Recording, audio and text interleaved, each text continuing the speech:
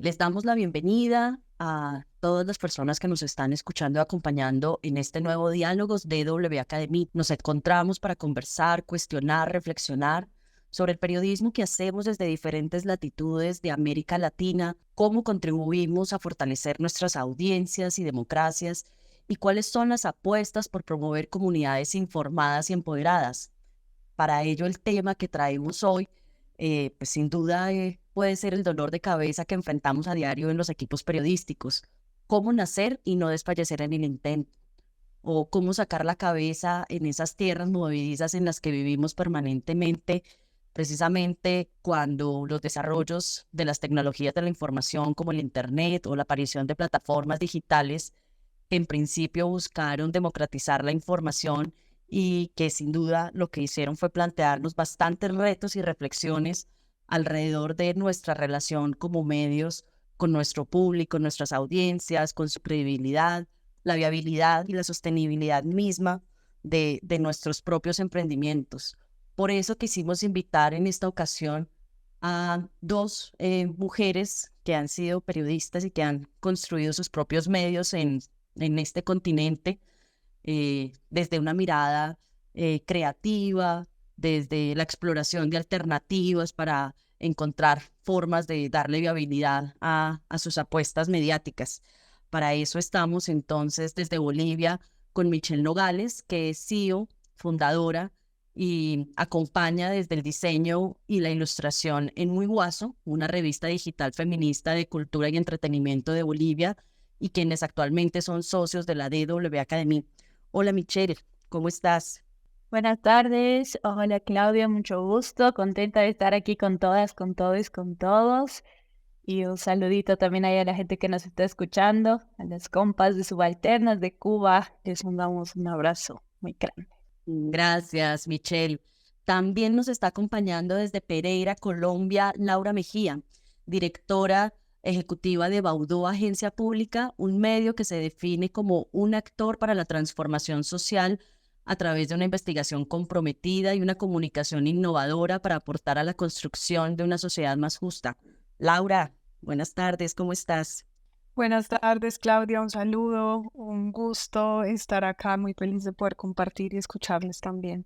Mil gracias. Y por último, está también con nosotros Magnus Cosman, Program Director de la DW Academy para Colombia, Ecuador y Perú, quien desde la casa nos compartirá las reflexiones y apuestas que ha impulsado la organización para fortalecer medios comunitarios, independientes y locales en distintas partes del planeta. Magnus, ¿cómo estás? Muy bien, gracias, Claudia. Y un saludo también a Laura y Michelle. Qué bueno compartir el espacio con ustedes. Mil gracias. Listo, entonces ya sabemos con quiénes estamos hablando. Por eso les propongo entonces que iniciemos nuestro diálogo, comenzando por el inicio. ¿Cómo conocerles de pronto un poco más, Michelle, para conocerte un poco más, conocer más de Muy Guaso y saber desde dónde estás parada, compartiéndonos la experiencia que nos vas a presentar a continuación? ¿Podrías, por favor, contarnos cómo es tu medio, cuándo nació? Y si hay una reflexión inicial alrededor de cuál crees que ha sido la clave que han desarrollado ustedes para preservar la historia que ya lleva 5 años, he visto que están de celebración, ¿cómo han hecho para que lleven 5 años sin desfallecer y explorando diferentes alternativas? Gracias, Claudia. Claro que sí, bueno, nosotras nacimos en 2018 como un medio muy pequeñito, como el primer medio nativo digital feminista de Bolivia. Y desde ese momento hasta ahora hemos crecido muchísimo. Ahora prácticamente somos una plataforma de comunicación y periodismo. Tenemos servicios comunicacionales periodísticos, además una fundación y nuestro medio que sigue en línea. Nosotras estamos ubicadas en la ciudad de Oruro, una ciudad altiplánica, muy pequeñita, en Bolivia, muy fría también. Y desde ahí comenzamos a trabajar pues todo lo que venimos construyendo hasta el momento. Algo clave, como me decías, es que ha sido, cuáles han sido los pasos, cuáles han sido las estrategias, digamos, para seguir vivas hasta ahora, 5 años después, en un momento tan adverso para los medios y para el periodismo.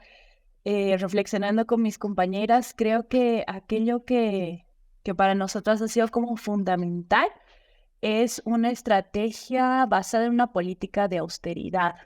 Nosotras pensamos muchísimo en el funcionamiento, en garantizar el funcionamiento de Muy Guaso a mediano y largo plazo, porque igual nosotras nos identificamos como, o nos reconocemos a nosotras mismas como trabajadoras de la información y de la comunicación. Entonces, desde el comienzo, desde que creamos Muy Guaso junto a Mijail Miranda, que es mi compañero que está igual aquí en la salita, en 2018, pues mantenemos unos sueldos que eran del mínimo nacional, un poquito más alto, pero siempre pensando en que el medio pueda seguir funcionando a lo largo del tiempo, ¿no? Entonces, em, tenemos siempre en mente la idea de que los medios no tienen que ser una empresa lucrativa, no tienen que ser necesariamente una actividad comercial, sino más bien es un servicio a la comunidad, es un servicio a la gente, cumple un rol social.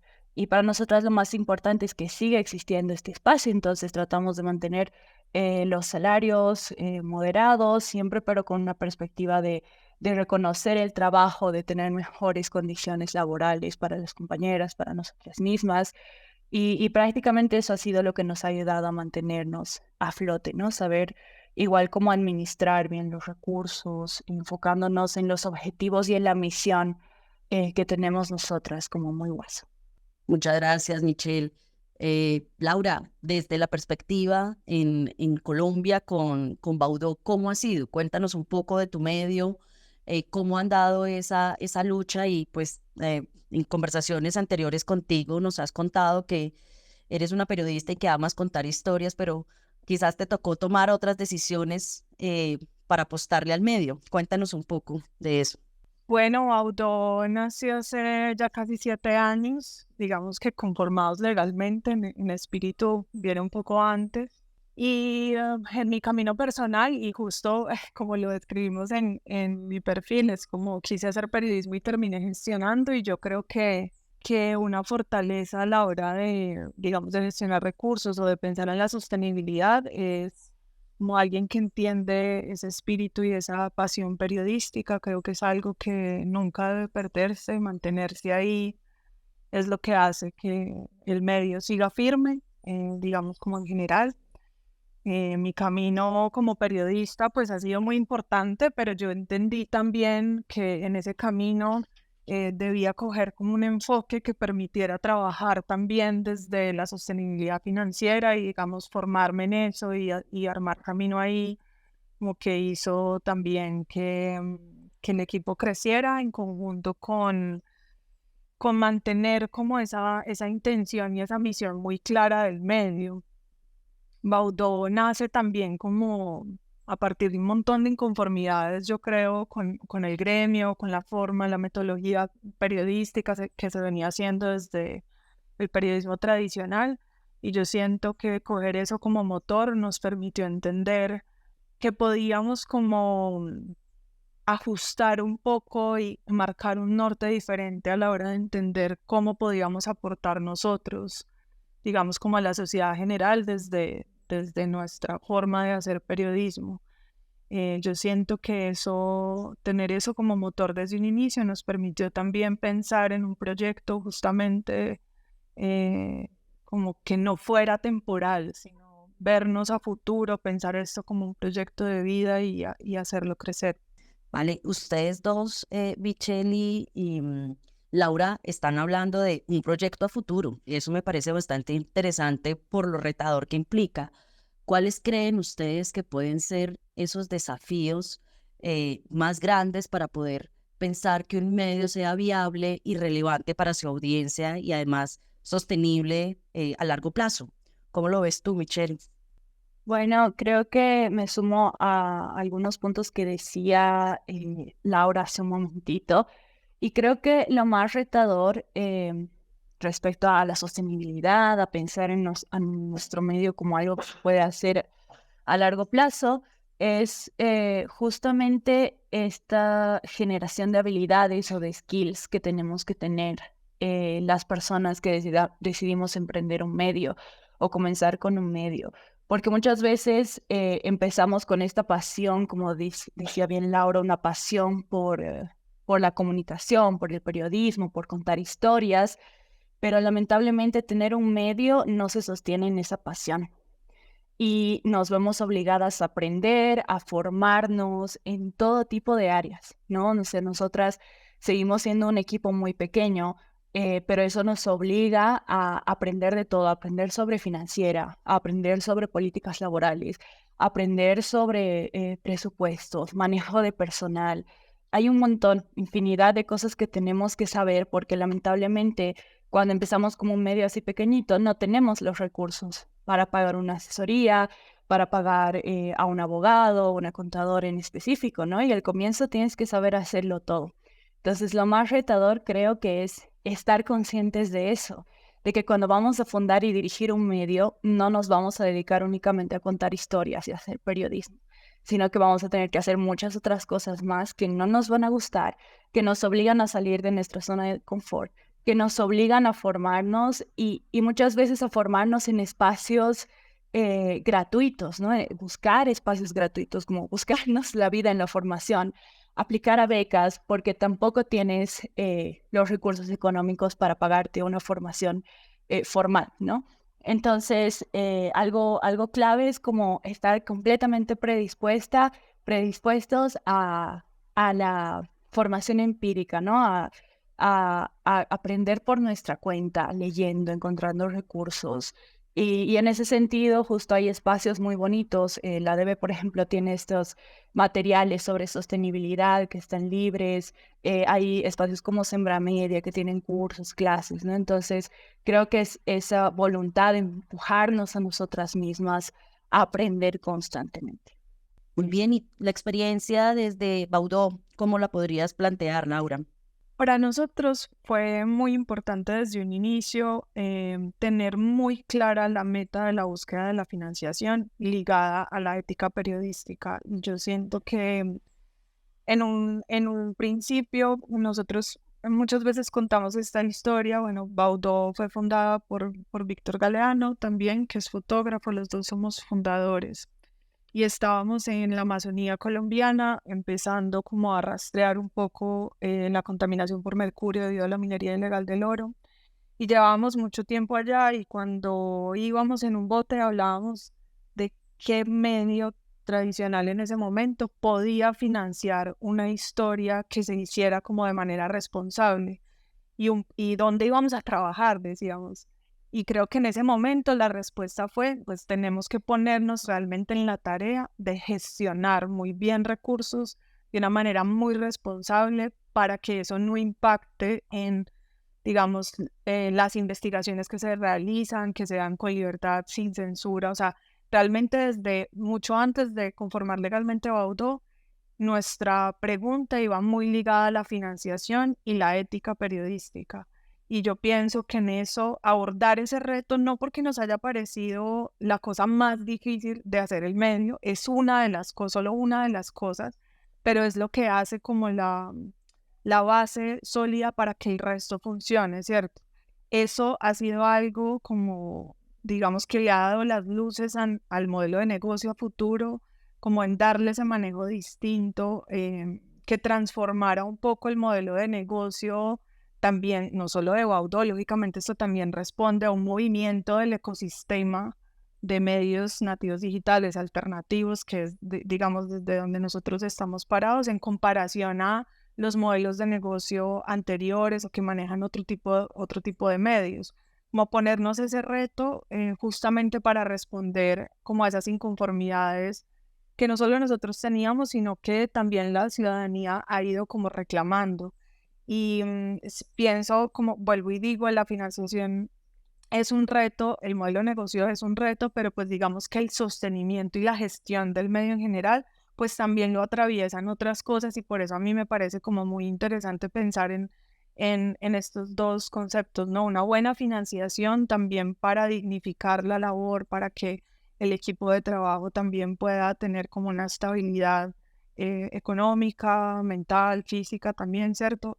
Y a la vez pensar en un modelo sólido de ética periodística que nos permita hablar con libertad. Y eso, digamos, para muchos pareciera ser como un estado ideal, por allá muy lejano, por allá muy... Y efectivamente es muy complejo y tiene como muchas, digamos, piedras en el camino o desvíos del camino. Y digamos que mantenerse firme como en esa línea, en ese propósito, en esa meta, en esa visión que tiene la organización, pues para nosotros ha sido como muy importante.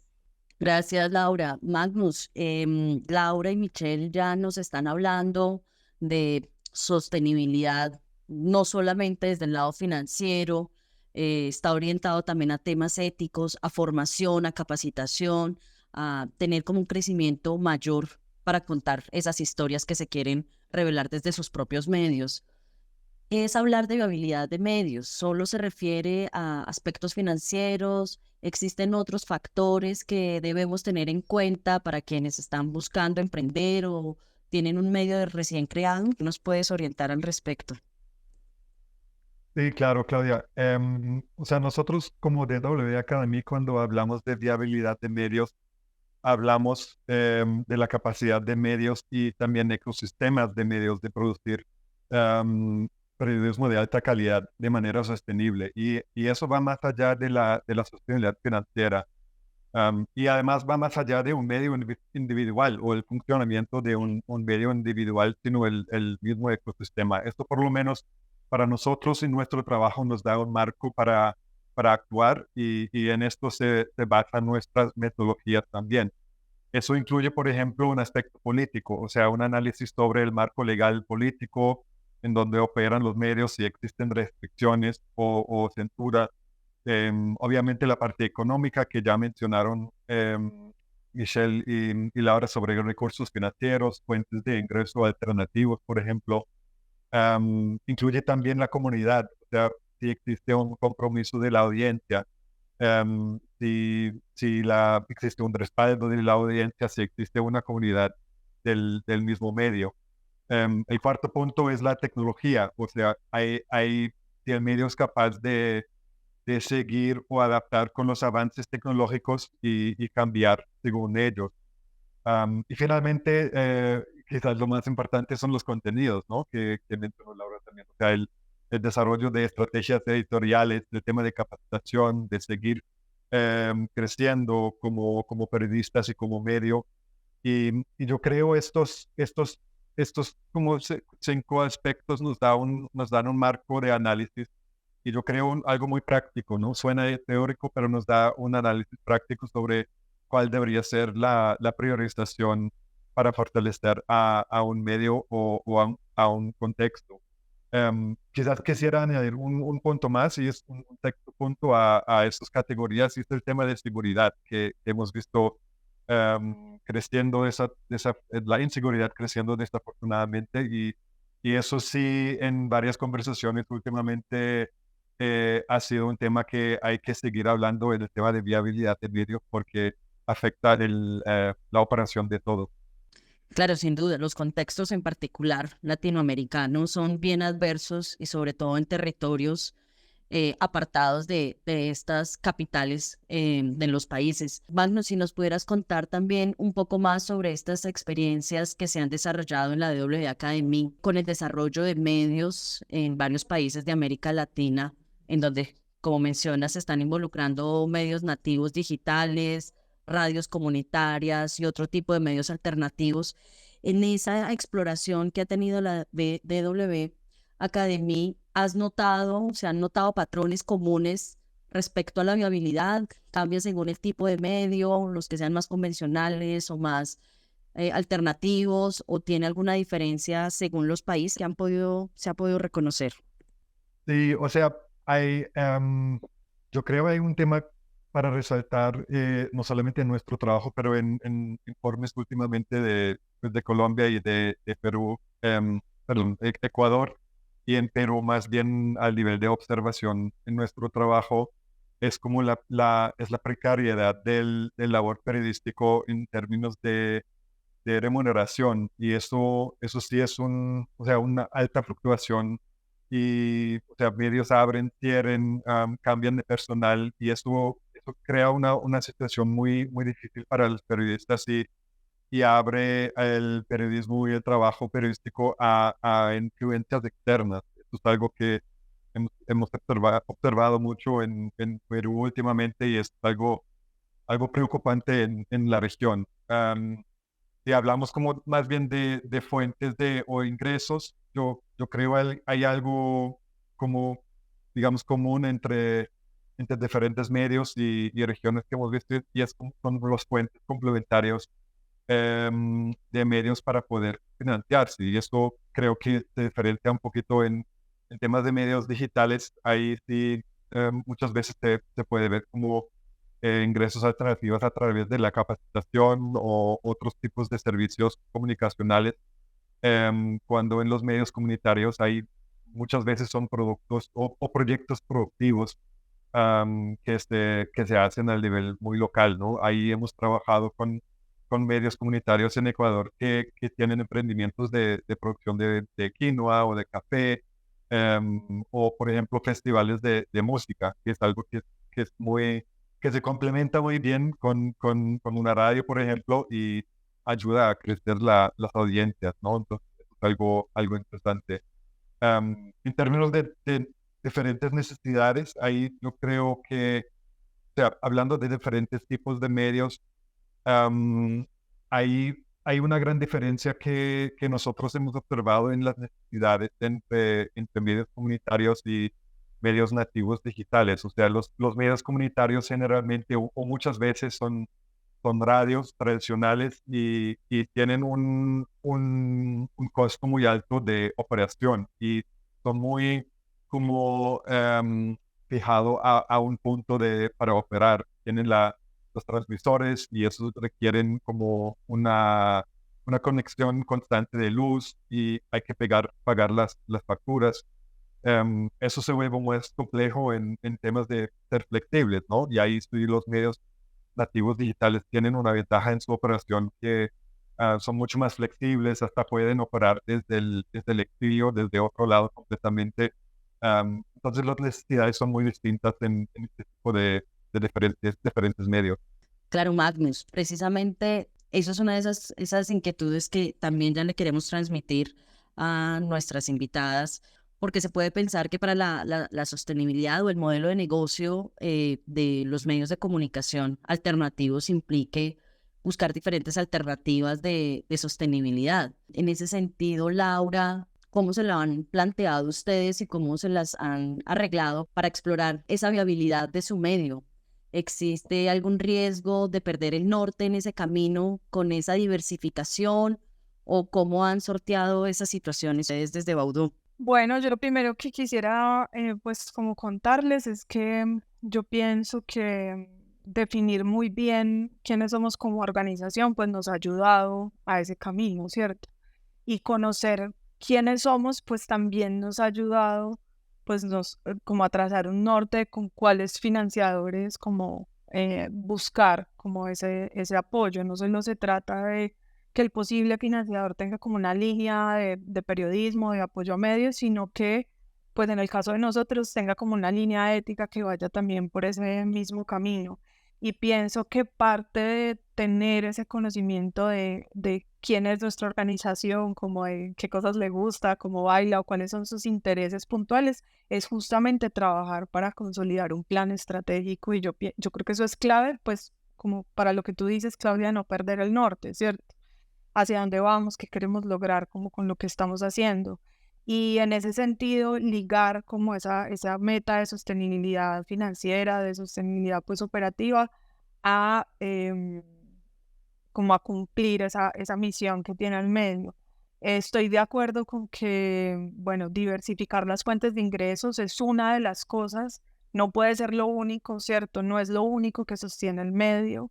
Y más cuando justamente a veces el reto que yo identifico como en el ecosistema de medios alternativos digitales en América Latina es que hay en la intención de diversificar, pues se buscan también, o sea, nos recurrimos a hacer cosas distintas a lo que hace realmente el medio y terminamos triplicando nuestro trabajo para poder sostener nuestra pasión periodística y en ese sentido hay un reto como muy grande, muy grande allí. No digo que no se haga y como es como pienso que en los planes estratégicos que armamos de nuestros medios, de saber qué objetivos tenemos, hacia dónde vamos, qué queremos lograr, pues hay que identificar muy bien qué hace parte de esa misión periodística y si dentro de esa misión está hacer formación, está hacer comunicación comunitaria, que en nuestro caso es así, pues poder convertir eso en una posibilidad de consecución de recursos.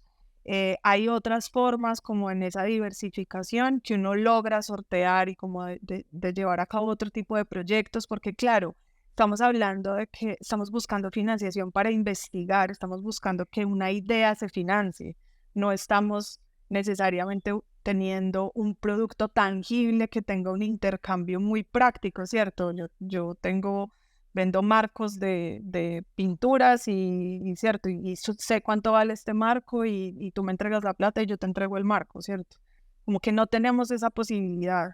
Tenemos es como vendemos una idea y que en nuestro caso pues como muy firme desde lo que queremos lograr con independencia y en ese camino de esa búsqueda como de financiación pues pienso que tenemos que hacer como veníamos diciendo, volvernos un poco esos pulpos en un inicio de que hacemos periodismo, pero también gestionamos, pero también tenemos que saber de gestión y dirección de proyectos, como ser muy administrativos y luego al estar sólidos en este camino que nosotros hemos recorrido, pues ir como siendo muy estratégicos a la hora de armar un equipo que permita que haya al menos una persona, al menos una encargada justamente de hacer sostenible esa estructura para poder seguir haciendo periodismo. Y estoy de acuerdo con Manu cuando dice que el contenido también es una prioridad. O sea, si no estamos como cumpliendo la misión del medio, pues justamente podríamos perdernos fácilmente a la hora como de plantear un modelo de negocio que pueda hacer sostenible el emprendimiento. Yo creo también como para cerrar esa parte y también escuchar a Michelle, que lo que hemos hecho en Baudó es como no hacer proyectos que no sean afines a nosotros y a través de los que sí son afines, que sí podría aportar a cumplir la misión que tenemos, misión lógicamente en el sentido como organizacional, pues con esos que sí son afines a nosotros, pues buscar como la forma de que sean financiadas y no ponernos como a inventar solo por adquirir los recursos, ¿cierto? Y eso nos hace mantener el rumbo. Si tenemos claro, nosotros hacemos investigación en medio ambiente, en género e inclusión, en memoria, paz y conflicto, y nuestro interés es sobre todo hacer una metodología distinta que es más participativa, que tiene, digamos, como en cuenta otras habilidades y otras formas de aportar de Baudó en los lugares donde estamos y con las comunidades con las que trabajamos. Entonces, en ese sentido, de una manera muy respetuosa, buscar los recursos y entender que no es sentarnos a esperar que lleguen los recursos, ¿cierto? Sabemos que una conversación para una financiación podría durar 8 meses o más, ¿cierto? Entonces, no puedo esperar a que termine la que tengo o a que estén faltando 2 meses, 3 meses. No es suficiente. O sea, una vez conseguida una financiación, ya hay que empezar a buscar la otra y hay como unas lógicas como en las que uno tiene como que adaptarse también y conocer ese entorno, ¿cierto? Sí, claro que sí. Michelle, ¿cómo ha sido la experiencia en este tema de diversificación o de exploración de recursos para la sostenibilidad y la viabilidad de su medio? ¿Nos puedes contar un poco de ese modelo que ustedes han explorado? Claro que sí, Claudia. Bueno, creo que algo importante a tener en mente como parte del ecosistema de medios, como trabajadores de la información, es que la diversificación de modelos de negocio, diversificación de ingresos no es una cosa propia o única de los medios y que no hay que tenerle miedo tampoco, sino que es algo propio de muchas industrias y muchos otros negocios y que es importante también entenderla como una forma de versatilidad, ¿no? Obviamente nos agarramos a un eje muy sólido, un pilar en el que está nuestra misión, en el que están nuestros valores, están las cosas innegociables que tenemos, las cosas por las que nos hemos motivado a abrir un espacio de periodismo y comunicación. Y es a partir de ese pilar que se van tejiendo. Si ese pilar está firme, todo lo que hagamos de una forma versátil puede adaptarse y puede como funcionar. Y creo que una cosa bien importante es sacarnos también de la cabeza de que se están negociando tal vez nuestros principios al hacer algún nuevo producto, algún nuevo formato, solo si es que lo estamos pensando en un formato o en un modelo de periodismo tradicional, ¿no? Porque en realidad el avance de la industria de la comunicación y el avance de las tecnologías nos obligan a transformarnos.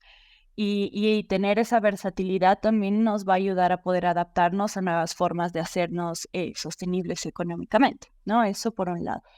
Nosotras en Muy Guaso, por ejemplo, desde el comienzo, desde inicios de la creación de nuestro medio, tenemos como regla trabajar únicamente con organizaciones que sí compartan nuestros valores, nuestras visiones respecto a los derechos de las mujeres, derechos de las diversidades, del medio ambiente, no recibir dinero gubernamental de cualquier partido de turno, y también como que ver cómo nos relacionamos con otros medios, pero también con otras organizaciones que están trabajando en la misma área, ¿no? Entonces, tenemos que tratar ahí de equilibrar siempre buscamos como encontrar las formas que sean más fieles a nuestros objetivos y siempre cumpliendo este rol de servicio a nuestra comunidad, ¿no? Y por otro lado, respecto a la viabilidad, algo súper importante es tener como bien en claro qué necesitamos para funcionar como medio, ¿no? Tener muy estructurados, muy bien pensados de manera estratégica los procesos hacia adentro.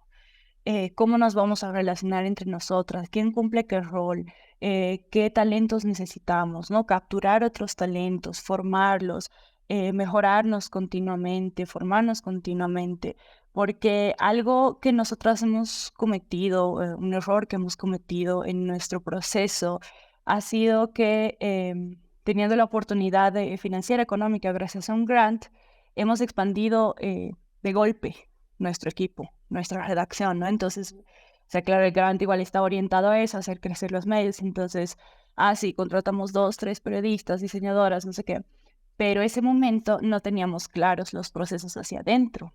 Y eso para nosotras ha sido más bien un tropiezo, una piedra en el camino, porque no hemos sabido cómo manejar un grupo tan grande, no hemos sabido aprovecharlo, no teníamos establecidas políticas hacia adentro, procedimientos, ¿no? Y eso muchas veces puede ser tentador. A veces conseguimos un financiamiento grande y queremos como utilizarlo para hacer crecer el equipo, para hacer un equipo más grande, pero no tenemos afinado lo importante y no tenemos establecido lo importante, ¿no? Entonces, algo que nos ayuda a garantizar esta viabilidad, a tener el medio a largo plazo, es crecer de a poquito, pero con los procesos hacia adentro muy claros, muy definidos y siempre buscando cuidar a la gente que trabaja contigo. Cuidar su salud mental, cuidar su salud física, evitar horarios extra, evitar malos ambientes de trabajo, tener dinámicas donde podamos compartir cómo nos sentimos, nuestras ideas, procesos colaborativos, de manera que el equipo se sienta tan bien que pueda funcionar al 100, ¿no? Y pueda seguir avanzando. Y todo funcione como un engranaje, como un relojito, que cuando alguien nuevo se sume, pues pueda engranar en esta maquinaria. Y así ir creciendo de a poquito. Porque si crecemos muy de golpe y avanzamos así en grande, es mucho más difícil implementar cambios. Y esa es otra cosa clave, ¿no? Aprovechar de que cuando uno está creciendo, uno está empezando como medio, tiene un equipo pequeñito de confianza, con quien la comunicación fluye más rápido, es más fácil probar cosas, testear cosas y empezar con un modelo iterativo, que es lo que a nosotras nos ha funcionado muy bien, ¿no? Entonces, como que testear, incluso para los modelos de negocio, testear un producto, cómo lo implementamos, cómo lo presentamos, lo soltamos, cómo lo evaluamos, ¿no? Entre un grupo chiquito y que se entiende que ya funciona, es mucho más fácil testear algo que luego lo vas a ofrecer o lo puedes vender. Si eres una agencia de servicios o un proyecto en chiquito, un piloto, que luego lo puedes aplicar o ofrecer a otra organización más grande para probarlo en una escala mayor, ¿no? Entonces, hay que sacarle mucho provecho también a estas particularidades que tenemos. Como apuntaba Magnus, que hay muchas facilidades en los medios digitales, no solo desde el operativo a nivel de software, de equipamiento, de cosas materiales, sino el operativo de personal, ¿no? Entonces, tratar de sacarle el jugo a estas cositas, testear en chiquito, afinarlo al máximo y recién lanzarlo como algo más grande, ¿no? Y siempre usar como esta cuestión mediática que tenemos como una vitrina para mostrar el trabajo que podemos hacer, que sea nuestro laboratorio. Para nosotros muy guaso es eso, es nuestro laboratorio. Jugamos, experimentamos, lo mostramos y si esto realmente tiene potencial, pues el financiamiento también de alguna forma puede llegar por ese lado. Michelle, ahorita estabas mencionando sobre la idea de las posibilidades que se tienen con la generación de contenidos y que el periodismo tradicional, digamos, podría quedarse un poco corto con esas nuevas apuestas comunicacionales que ustedes están teniendo. ¿Cómo han cuidado ustedes esos límites que hay entre la generación de contenidos, los procesos editoriales y ese cuidado de que no se condicione el contenido de la investigación periodística con estos procesos que han desarrollado? Bueno, creo que lo más importante siempre es, como desde ese momento, tener muy clara la misión, el objetivo que tienes como medio, ¿no? Nuestro objetivo es compartir con la gente, con nuestras comunidades, información en un lenguaje accesible, en un lenguaje sencillo, traducir las investigaciones grandes con datos, traducir el lenguaje académico, un lenguaje muy accesible. Y tratamos de mantener esa esencia en todo lo que hacemos. Y también es como este compromiso, ¿no? De poder compartir con la gente, dar acceso a la información a la gente y llevar esto, ya sea en el modelo de un contenido, de un proyecto, de un producto que estamos vendiendo, tiene que ser como el corazón, como que este corazoncito está implícito en todo, ¿no? Y es como esta lucha por el acceso a la información. Y es algo muy importante esto que dices, Claudia, porque últimamente está surgiendo una narrativa en el periodismo boliviano de empezar a implementar muros de pago o de como privatizar de alguna forma la información, cerrarla para garantizar la sostenibilidad, ¿no? Muchos medios quieren como poner muros de pago, bloquear o cobrar por información de mayor calidad, y eso en Bolivia no funciona. Y en muchos otros países de Latinoamérica tampoco va a funcionar.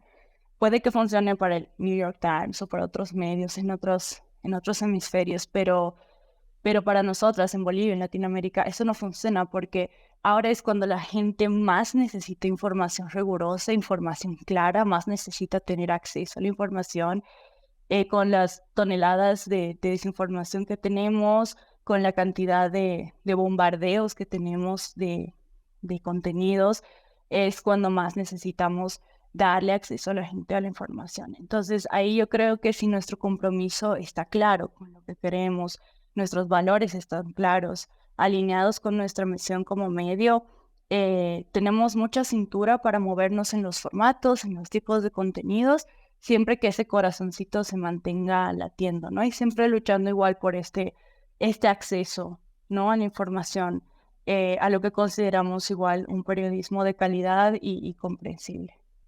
Súper inspirador eso que mencionas, Michelle. Magnus, ya Michelle estaba planteando un poco como esas complejidades en el entorno mediático en el que vivimos en Latinoamérica. Según un informe de El Hormiguero de 2022, realizado por la Fundación Gabo y Google News Initiative, reconoció más de 1.500 medios digitales en 12 países latinoamericanos.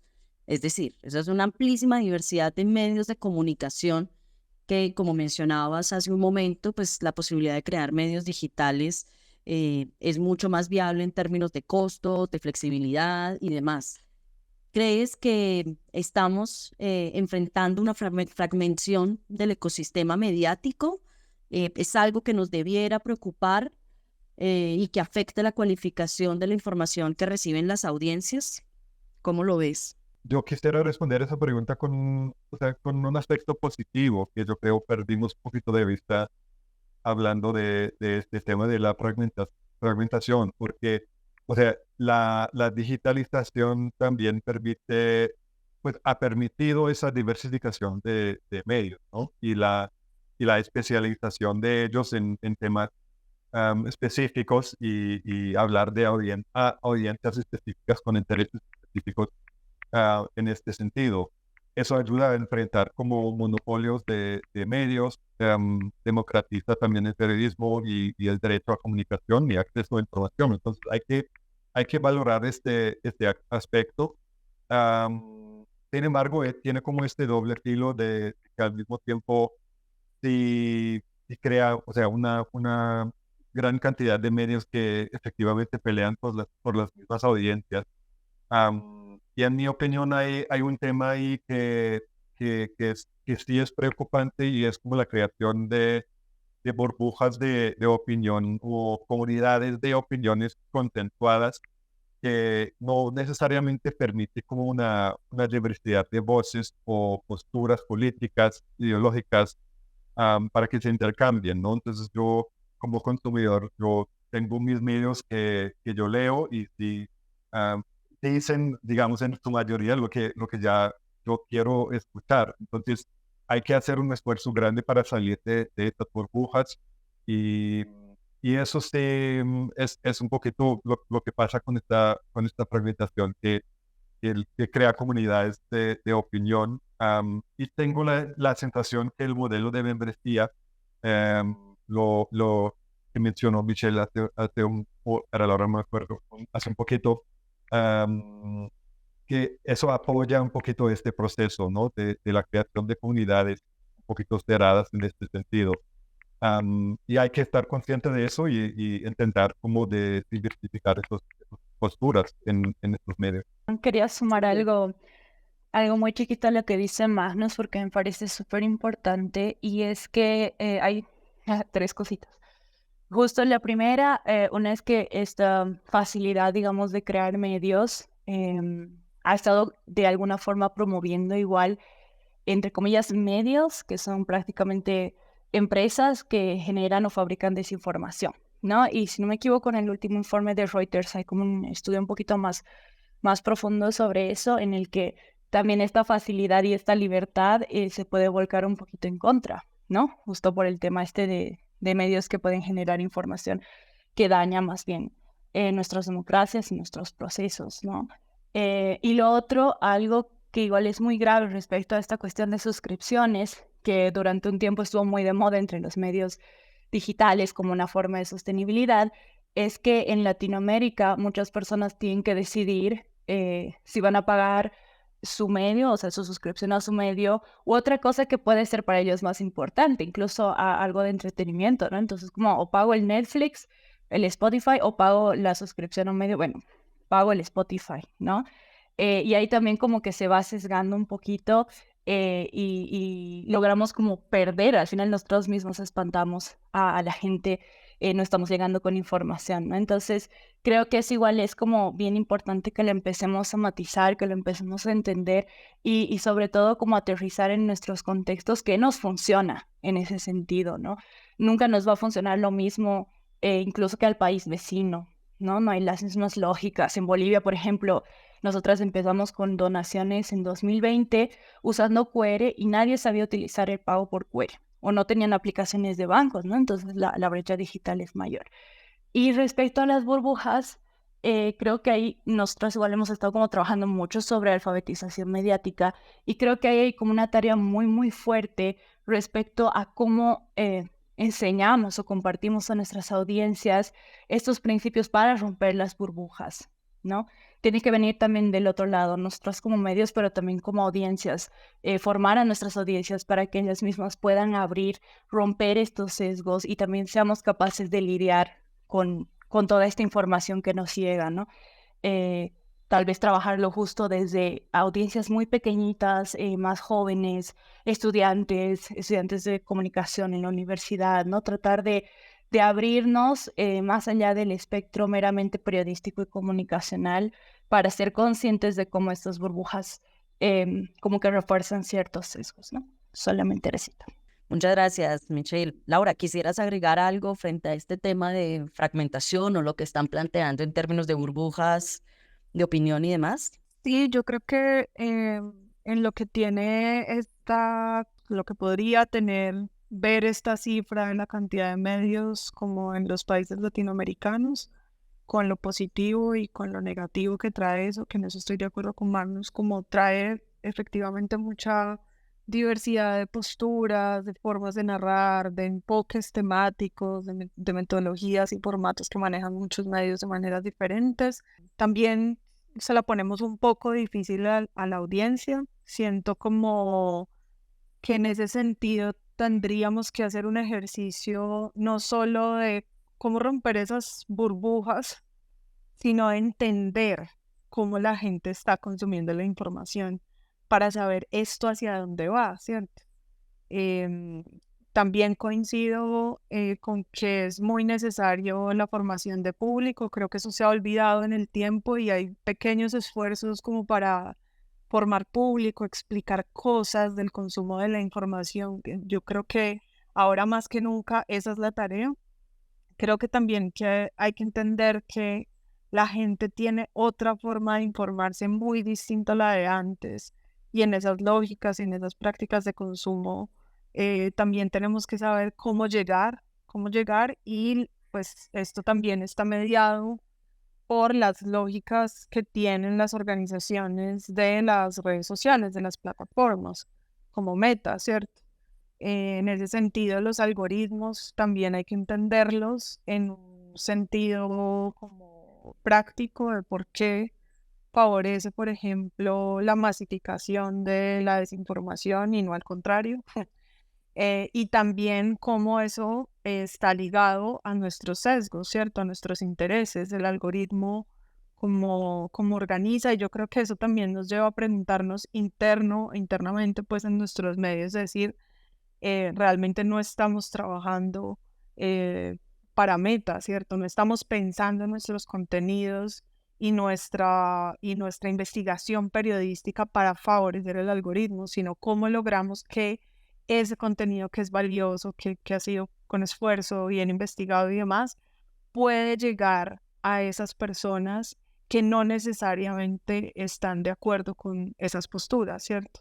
Y en ese sentido romper como esa burbuja de la que están hablando, que siento que en Colombia lo sentimos un montón cuando todos pensamos que iba a ganar el sí en el plebiscito o el acuerdo de paz, y todos pensábamos eso porque justamente nuestro círculo social, bueno, en muchos casos en mi círculo personal, podríamos decir como esto no va a pasar, ¿cierto? En lo que escuchamos y leímos y vimos dentro de nuestros canales de consumo de información, pues efectivamente eso no iba a pasar y pasó, ¿cierto? Cómo salirnos también de eso a nosotros como ciudadanos que también nos informamos, además de tener un medio, pues cómo podemos diversificar esas fuentes de información y entendemos como otras formas de consumo de estos contenidos. Y yo sí creo que se nos viene como un reto grande de entender cómo esta cantidad de medios, que seguramente son muchos más de esos 1.500 que se plantean allí, porque claro, eso tendrá también como unos criterios de selección de esos 1.500 medios en los 12 países latinoamericanos, pero también otras formas actuales de hacer periodismo y contar historias de no ficción dentro de las plataformas que se salen de la lógica de la estructura de un medio, así sea nativo digital alternativo, ¿cierto? Que se sale de eso y que se convierte como en otras formas como la gente está prefiriendo recibir la información. Em, Pienso que para el futuro, para pensar la sostenibilidad de los medios y lo que se viene, tenemos que ver muy bien cómo la gente realmente está prefiriendo informarse y cómo podemos llevar las investigaciones que se hacen de manera como muy seria y profunda y responsable, llevarlas como a esa lógica para que la gente pueda tener esto que nosotros consideramos que además también es un bien como para la sociedad. Claro, sin duda. Quisiera abrir la pregunta para cualquiera de los tres que quiera atenderla, y es si creen que falta en términos de reglamentación o normativa para una efectiva sostenibilidad de los medios independientes. Ahorita estaban hablando de este condicionamiento que se da en las redes sociales para circular contenidos. ¿Creen que hace falta algo en términos de reglamentación? ¿Y se les ocurre algún camino para que se pudiera tener en cuenta desde política pública? ¿Alguno de los tres se anima? Bueno, voy yo con una reflexión igual que tenemos en el equipo de Muy Guaso, que bueno, es un tema complicado, lo de la reglamentación, ¿no? Primero que en Bolivia nos falta algunas normas respecto a espacios digitales, se está luchando, se está trabajando muchísimo por eso, respecto a cómo se gestionan los datos personales, es una deuda pendiente que tenemos en Bolivia, ¿no? Pero yo creo que tiene sus matices. Por un lado, sería súper beneficioso que exista, por ejemplo, una reglamentación impositiva, porque los medios chiquitos, así como somos Muy Guaso en Bolivia, pues tenemos la misma carga impositiva, las mismas obligaciones que una empresa muy grande. Entonces, ahí a nosotras nos merma muchísimo, ¿no? La cuestión financiera, nos complica muchísimas cosas y no tenemos como una oportunidad más justa, por así decirlo, de seguir funcionando, ¿no? Nos dificulta mucho más. No hay como una reglamentación que se acomode a los tamaños de los medios, de las empresas que están surgiendo en Bolivia, y es como todo muy general, por un lado. Pero por otro lado, si hablamos como una reglamentación pública a un nivel de cuándo puede salir un medio, cuándo no, o de que exista como obligación del gobierno de dar igual pauteo, dinero de publicidad a ciertos medios, esto puede generar de alguna forma como una cuestión prebendal, ¿no? En el sentido en el que los medios se vean obligados a recibir los medios pequeños o los medios alternativos se vean obligados a recibir este dinero, esta pauta de publicidad para hacerse sostenibles y que esto condicione su línea editorial, ¿no? Y eso puede generar sesgos, puede generar desinformación, puede generar que haya como una sola línea, que nos censuremos, ¿no? Entonces puede llegar a ser muy complicado.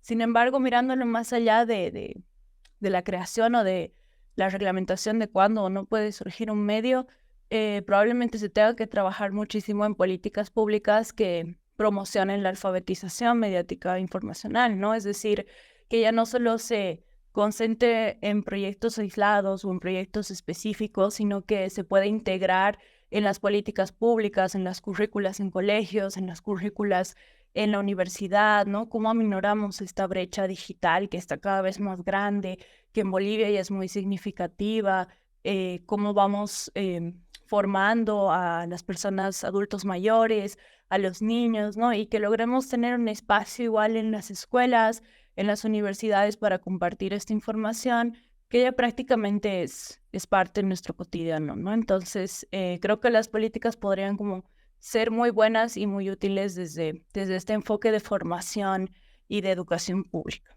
Laura y Magnus, ¿quisieran agregar algo? Sí, a mí me gustaría como sumarme a lo que está diciendo Michelle. En el caso de Colombia, pienso que es un arma muy grande de doble filo, sobre todo en temas de financiación como estatal a los medios de comunicación. Un espejo podría ser como algunas convocatorias de concertación cultural que se hacen aquí en Colombia y también en los municipios, en las secretarías de cultura de los municipios. Y ese espejo, digamos, permite ver varias cosas. Una sería como en términos de financiación, de decir como que si se llegasen a trazar como una meta de apoyar medios comunitarios, o bueno, que ya los medios comunitarios son financiados también por Estado, pero que se llegasen a trazar como una meta así, tendrían que tener la apertura para que los medios propongan sus temas y no imponer temas, que es lo que normalmente hacen, ¿cierto? En el espejo del resto del sector cultural, como imponen ciertos enfoques, ¿cierto? Como vas a hablar o vas a investigar o a hacer una obra de teatro o una pieza musical sobre paisaje cultural cafetero, por ejemplo. Entonces terminan determinando de qué habla y de qué no habla el medio que sí va a recibir la financiación. Y eso me parece muy, muy delicado. Siento que es un riesgo muy alto al que el periodismo no debería someterse en ningún tipo de gobierno. Es como inaceptable que se intente como orientar o hacer que el medio diga lo que el gobierno de turno quiere que diga. Y también pasa lo mismo con las empresas privadas, em, que justamente fue lo que dañó desde el modelo de negocio el tipo de contenido que realizan grandes medios tradicionales, ¿cierto? El hecho de decir que hacer periodismo es hacer publireportajes, es decir, eso ya no es oficio periodístico, eso es simplemente publicidad en un formato engañoso que hace pensar a la gente que es una investigación periodística, pero realmente lo que se hace es estar pautando, es como no puede ser la financiación de un gobierno como una pauta de su labor. Pienso que esa arma de doble filo es muy, muy delicada y siento que falta mucho trabajo para que eso realmente pueda hacerse con las condiciones necesarias de transparencia, como de honestidad y de libertad, sin censura.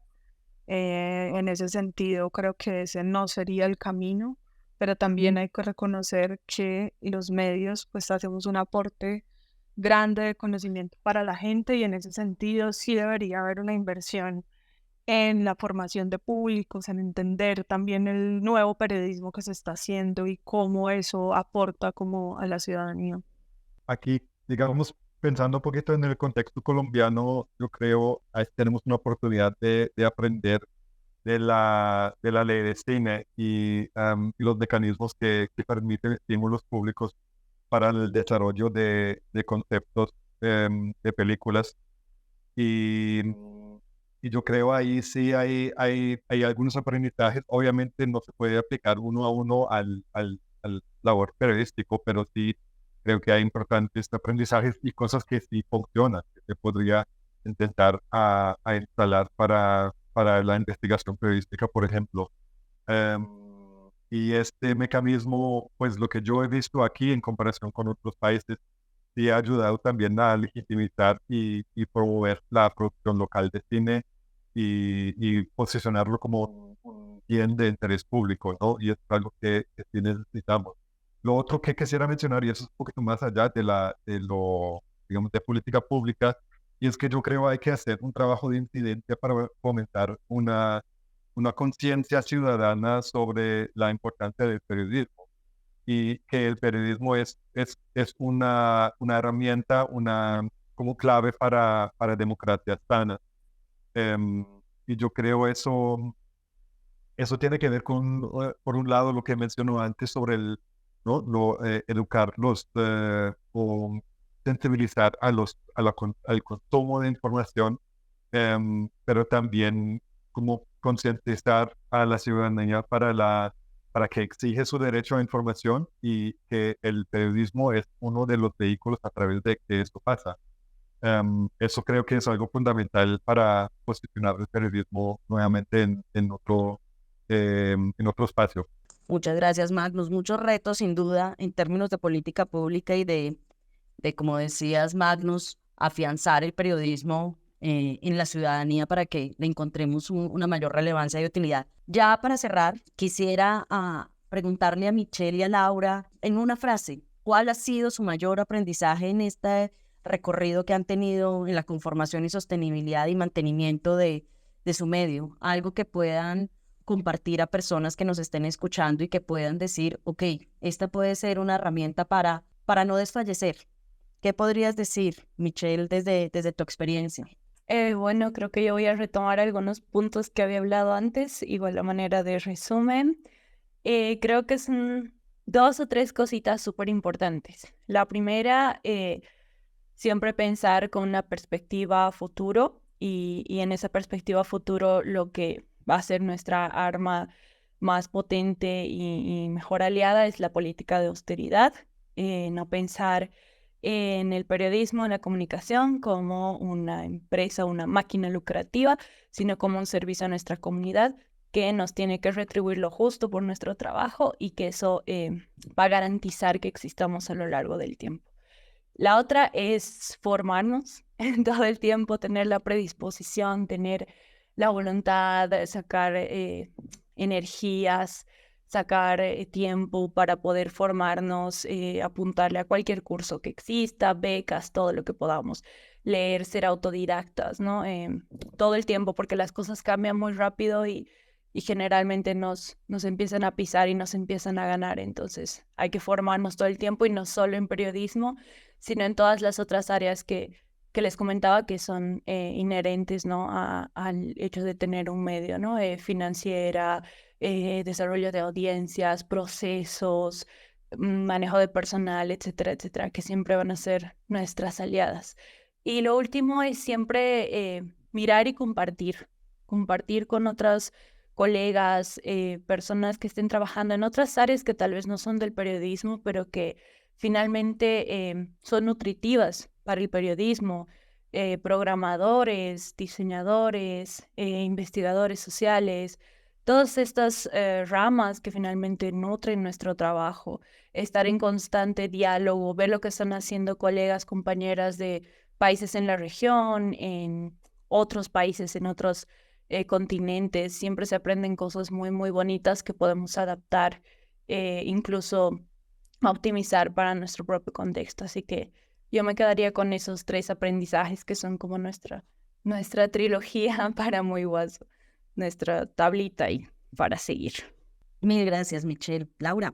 Bueno, yo creo que hay que ponerse las botas y subirse al barco y en ese sentido nos implica planificar muy bien y saber cuál es el norte, comenzar a remar, ¿cierto? Yo creo que lo que hay que hacer es tratar de tener una idea muy sólida, muy estructurada de lo que queremos lograr en el medio y empezar a remar en esa dirección nos implica varias cosas que ya mencionaba Michelle, el hecho de formarnos, capacitarnos, estar mucho más sólidos, siendo muy conscientes que no solo estamos haciendo periodismo, sino que tiene que haber alguien como que asuma esa responsabilidad que implica hacer una gestión muy responsable para poder seguir llevando información muy valiosa y bien investigada a la gente. Súper bien. Y ya para cerrar la mirada también desde la cooperación internacional, Magnus, ¿qué crees que nos quedaría allí por aportar? Yo creo nos falta un poco, bueno, no nos falta un poco, nos falta reflexión y articulación mejor entre diferentes organizaciones de la cooperación que trabajamos en el desarrollo de medios, articularnos para que no siempre financiamos los mismos, o sea que la cooperación a veces tiene sus favoritos y nos pasa que no, varias organizaciones financian a los mismos medios o organizaciones. Yo creo eso es un tema importante. Y lo otro es estar consciente que nosotros como cooperación sí existe el riesgo que ponemos agendas, ¿no? Y influimos en la agenda mediática y quitamos de un protagonismo de actores locales para realmente construirla. Y yo creo eso es algo que tenemos que estar muy consciente cuando construimos proyectos y trabajamos en ellos. Y finalmente, como estar consciente que sí se puede hacer daño en el ecosistema mediático, que estos son sistemas sensibles y a veces frágil y hay que estar como muy, muy cuidadoso en cómo se puede apoyar procesos y cuando no. Bueno, muchísimas gracias, Magnus, por esos aportes. Michelle y Laura, ha sido maravilloso poderles escuchar y conocer esas experiencias y planteamientos que nos trajeron. Damos entonces así por cerrada esta conversación.